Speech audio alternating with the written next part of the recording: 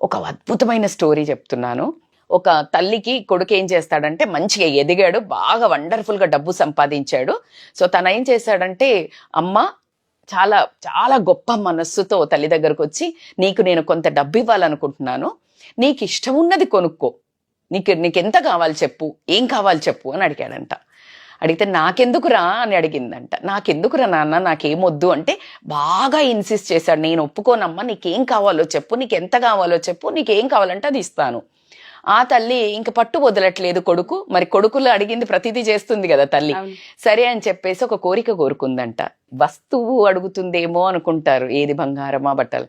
ఆ తల్లి మళ్ళీ తల్లి అని నిరూపించుకోవడానికి, కాదురా కన్నా చిన్నప్పుడు మీకు గుర్తుందా అంటే, నాకు తెలిసి మీరు ఇంకా మీ కొడుకు ఆ స్టేజ్కి రాలేదు, నాకైతే చాలా కనెక్ట్ అయింది ఆ స్టోరీ.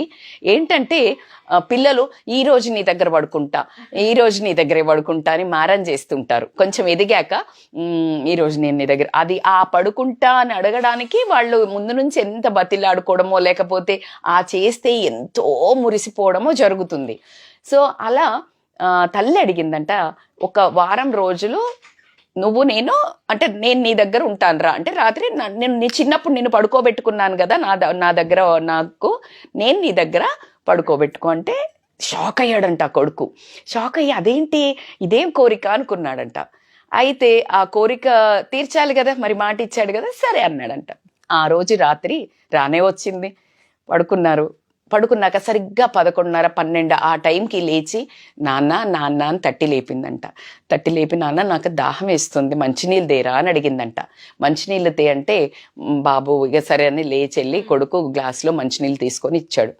అలా కొంచెం సగం కొంచెం అట్లా తాగినట్టు చేసి ఇచ్చేసింది. పడుకుంది. మళ్ళా కొంచెం సేపు ఒక 10-15 నిమిషాలు కాగానే మళ్ళీ తట్టి లేపిందంట. తట్టి లేపి, నాన్న మళ్ళీ మంచినీళ్ళు అవుతున్నాయిరా, ఎందుకో ఇంకా దాహం వేస్తుందిరా అని అడిగిందంట. కొంచెం విసుగు ముఖం పెట్టి, ఇప్పుడే తాగావు కదమ్మా అన్నాడంట. ఏమో రానంటే ఇంకా కాస్త విసుగుతోటే వెళ్ళి మళ్ళీ తెచ్చాడంట ఒక గ్లాస్. తాగి ఇచ్చింది. మళ్ళీ తీసుకొని వెళ్ళాడు. మళ్ళీ పడుకున్నారు. మళ్ళీ ఒక 4-5 నిమిషాలు కాగానే మళ్ళీ తట్టి లేపిందంట.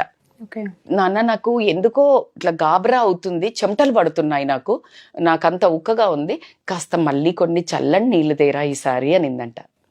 ఇక అసలు ఆయనకి విపరీతమైన చిరాకు ముఖం పెట్టి, ఏందమ్మా నువ్వు అసలు అర్థం చేసుకోవు, నువ్వు ఏంటిలా అని చెప్పేసి గట్టిగా ఇంకా వాయిస్ రేజ్ అయింది, ఓపిక నశించింది.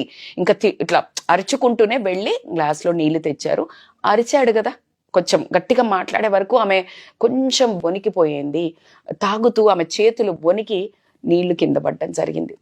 ఇక అప్పుడు ఆ కొడుకు ఉక్రోషము విపరీతంగా వచ్చి, అసలు నువ్వు మనిషివేనా, ఆ పక్క ఏంటి తడిపావు నువ్వు, ఇప్పుడు ఎలా పడుకుంటావు అనుకుంటున్నావు నువ్వు, ఆ పక్క మీద పడ్డాయా, చల్లగుంది, ఎలా పడుకుంటావు అని గట్టిగా అరిశాడంట. అప్పుడు ఆ తల్లి ఒక చిన్న నవ్వు నవ్వి చిరుమంద హాసంతో సమాధానం, వినండి ఉష, ఏమిచ్చి తీర్చుకుంటా అనుకున్నావురా నీ డబ్బుతో, నువ్వు ఒకరోజు నేను 2 సార్లు 3 సార్లు లేపితే నీకు విసుగొచ్చిందే, ఇలా నిద్రలేని రాత్రులు రోజుల బాప నుంచి మినిమం ఒక 5 ఏళ్ళు వచ్చే వరకైతే తల్లి పక్కలోనే పడుకుంటున్నారు. అలాంటి రోజులు ఎన్ని గడిపి ఉంటది ఉష, అలాంటి రోజులు ఎన్ని జరిగి ఉంటవి.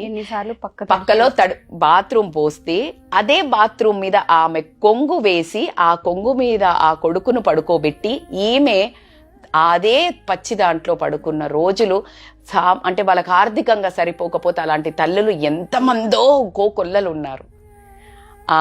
ఆ మాట మాట్లాడిన తర్వాత ఆ కొడుకుకి కన్నీరు పర్యంతమైపోయి, తను చేసిన అంటే తను ఊహించినది, నేను ఏమిచ్చి ఈ డబ్బు ఇచ్చి రుణం తీర్చుకుంటాను, లేకపోతే గొప్ప ఘనకార్యం చేస్తున్నా అనుకుంటారు చాలా మంది. కొంచెం డబ్బు ఇచ్చి కొడుకులు కానీ కూతుర్లు కానీ లేకపోతే ఇంత చిన్నది ఏదైనా ఇచ్చి కూడా గిఫ్ట్ అనుకోవడము, దాని తర్వాత మురిసిపోవడము ఒక్క చిన్న దాంతో.